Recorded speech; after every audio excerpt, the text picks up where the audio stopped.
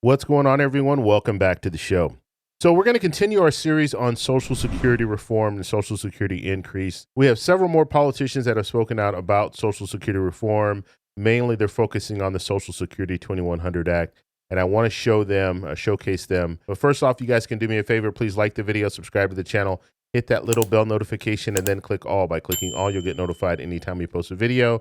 We do daily videos here, so by clicking the bell notification and clicking all, you should be getting updated every day. And just a reminder, thank you for your support. I really appreciate it. If you'd like to follow me on Twitter and Threads, you can at the TEC Show Live. And also remember, every Thursday, 7 p.m. Pacific Standard Time, we're going to be doing a live stream, so join us there. We're going to be talking about the headline news. Okay, so let's go ahead and get to the topic today. We're talking about Social Security. It's Representative Courtney. He's going to be talking about Social Security reform. Here we go.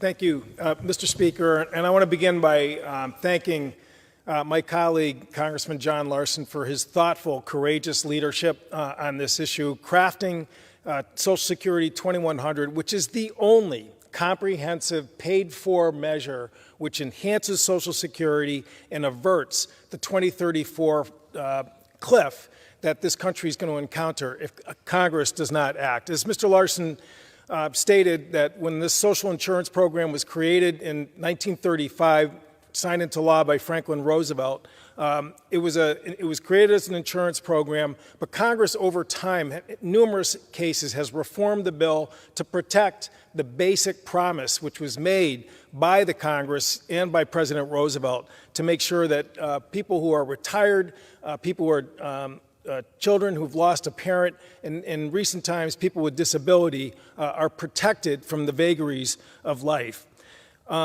Again, we have stepped forward and taken care of challenges, fiscal challenges that the bill has encountered, the law has encountered. John's bill, what it would do in essence is it would extend the solvency of Social Security to 2066. And we would avoid the cliff that we're going to hit in 2035. It would not gouge or cut any benefits. The Republican study group is talking about raising the retirement age. That's a Social Security cut for people who have paid into this program out of payroll year in and year out. It increases the net benefits by 2% on average for all beneficiaries.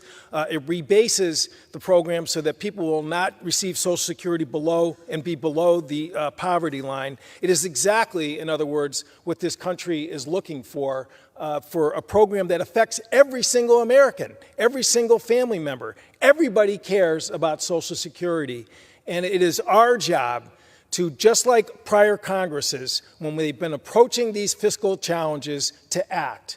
And what we need is for John's bill to be taken up and voted on. We don't need commissions that are going to take this bill behind closed doors with no transparency, which, again, is exactly the opposite of what the people of this country want. They want to see what we're doing because this affects them and all those years of insurance payments that they have put into this program. We need to take up John Larson's bill, Social Security 2100.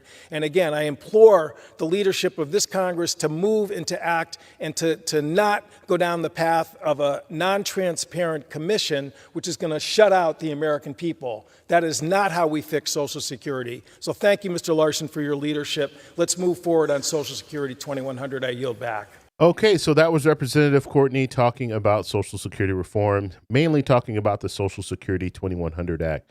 Now, at the very end there, he was just talking about this commission that they're trying to put together. They haven't put it together yet, but this commission will look into all government agencies. And one government agency is going to be looking into is Social Security. And they're going to try to devise or figure out a plan forward when it comes to reforming Social Security.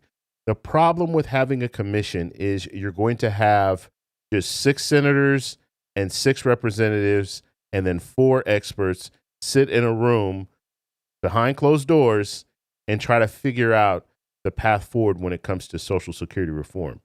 That's dangerous. That's dangerous for a variety of different reasons, but the main reason is it's behind closed doors. They're not letting the American people see the discussion. Okay, I want to hear the arguments. I want to see the debate, but they want to do it behind closed doors. Then also, when it comes to experts, if you have 4 experts, those 4 experts are going to be appointed by leadership in Congress, which means that those people that are in there, those experts, they haven't been elected by the American people. And so they're just there to provide expert advice, but they also influence the Congress people. And so that's a danger, because now you have people who are influencing these politicians, but they haven't been elected. And so I don't know what they're going to come up with in this commission, but let's just say you have a couple of different ways of moving forward, different proposals on the table. Do these experts, are they voting for these different proposals? Are they the ones that are getting the proposals out there? Or is their vote actually counting just in the commission? And if it is, we didn't elect those people. And so we elect people to represent us. And so we should have people representing us. And it should also be in front of the public. We should know. This commission should not be behind closed doors. And so there's a lot of uproar about this right now. We'll have to see what they do if they're going to actually move forward with this commission. But when it comes to Social Security, let's hear about it. We want to hear the different proposals that are out there. That's the reason why I put these videos out talking about Social Security reform, because I want you to see the different politicians out there and how they feel about the program. Because you have some politicians that are for the program. You have other politicians that want to make cuts to the program. Then you have those politicians that are in the middle, and they might, they can be swayed either way. Some of them actually really want to make cuts to Social Security, but they're too afraid to say something because they fear they might lose an election if they speak against Social Security. But we want to hear from these people. And so my hope ultimately is that we see something. I'm thinking it's going to have to start in the Senate, only because the House, the Speaker of the House, is probably not going to call a Social Security reform bill to the floor. That's just the reality. So if it starts in the Senate, they could at least move it through the Senate. Leader Schumer can bring it to the floor. They can vote on it and then send it to the House. Much like what we're seeing when it comes to this immigration bill. Now, this immigration bill, it's going to the House. If they pass it, which they should, it goes to the House, and now the House can just say, well, we're not going to address it. But at least you have a vote, and that vote will pressure the House into moving forward. So whether it be the immigration bill or whether it be Social Security reform, it will push them. And this is the time, because we are in an election year. This is the time to move forward with some of these different tough to pass bills, because when it comes down to it, everybody loves Social Security, whether you're a Democrat or a Republican, and the vast majority of people think the program still needs to be around. And so this is the time to really push forward. And I think that's why Representative Larson is really talking a lot about this. That's why in January he held this hearing and had all these speakers come up and talk about this, because he knows this is a very good time to try to push Social Security reform forward. I want to know what you guys think, so let me know in the comments below. If you like this video, please give me a thumbs up. Please subscribe for more, and I'll talk to you in the next one. Bye.